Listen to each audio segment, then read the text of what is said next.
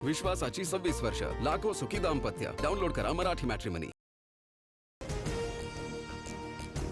एकीकडे महिला आरक्षणाला विरोध, दुसरीकडे विद्यार्थिनींशी संवाद. राहुल गांधींची दुटप्पी भूमिका, पुण्यातील छात्रों की गूंज या कार्यक्रमावर मुख्यमंत्री फडणवीसांची टीका.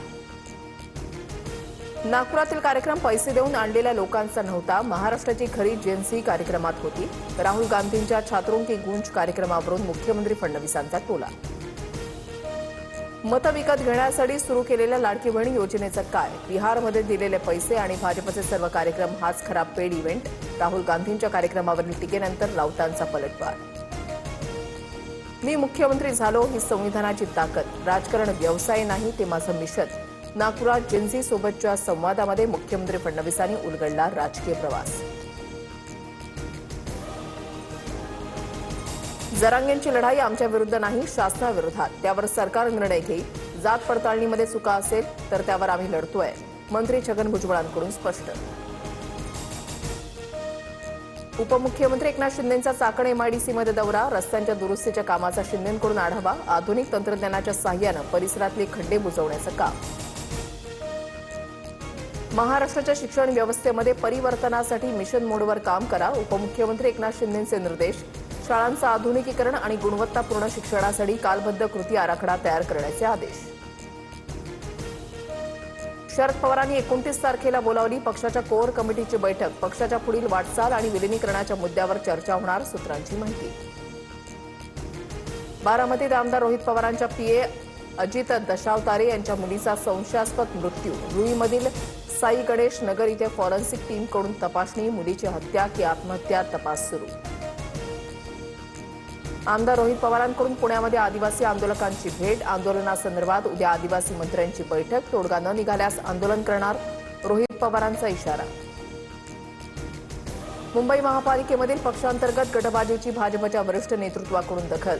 महापौर रितू तावडे आणि भाजपबाबत सातत्यानं होणाऱ्या वादांची नोंद. नेत्यांवर काय कारवाई होणार याकडे लक्ष.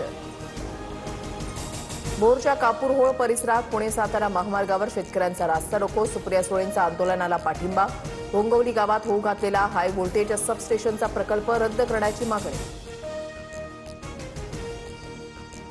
कल्याणमध्ये पुन्हा डॉक्टरांना मारहाण झाल्याची घटना. भानुजोत रुग्णालयामधील रुग्णाच्या मुलाकडून डॉक्टरांना मारहाण.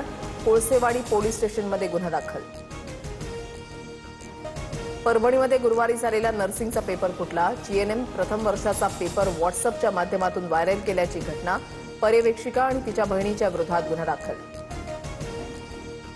मुंबईमध्ये मराठा समन्वयकांकडून आझाद मैदानाची पाहणी. जरांगेंच्या आंदोलनाच्या पार्श्वभूमीवर आझाद मैदानाचा आढावा. 29 ऑगस्टपासून आंदोलन करण्याचा जरांगेंचा इशारा. मुंबईच्या बुलेश्वरमध्ये आगमनावेळी 22 फूट गणपतीची मूर्ती कोसळून दोघांचा मृत्यू तर 5 जण जखमी. मूर्तीच्या पाठीमागच्या बाजूला असणारं वेल्डिंग तुटल्यामुळे दुर्घटना घडल्याचा अंदाज. रस्त्यावरील खड्ड्यांमुळे मूर्ती कोसळली, स्थानिकांचा दावा. भंडाऱ्याला मुसळधार पावसानं झोडपलं. पावसामुळे लाखांदूर शहरातील रस्ते पूर्णपणे जलमय. अनेक सखल भागामध्ये पाणी साचलं. चाळीसगावच्या ऑट्रम घाटामध्ये एसटी बस 400 फूट दरीमध्ये कोसळण्यापासून थोडक्यात बचावली. प्रवाशांच्या खिडकीतून पटापट उड्या. काहींना किरकोळ दुखापत. सुदैवानं 40 जण बचावले. हिमाचल प्रदेशमध्ये नागनाला ओढ्यामध्ये भीषण दरड कोसळली. सुदैवानं जीवितहानी टळली. नागनाला ओढ्यातील पाण्याचा प्रवाह वाढल्याने परिसरात भीतीचं वातावरण.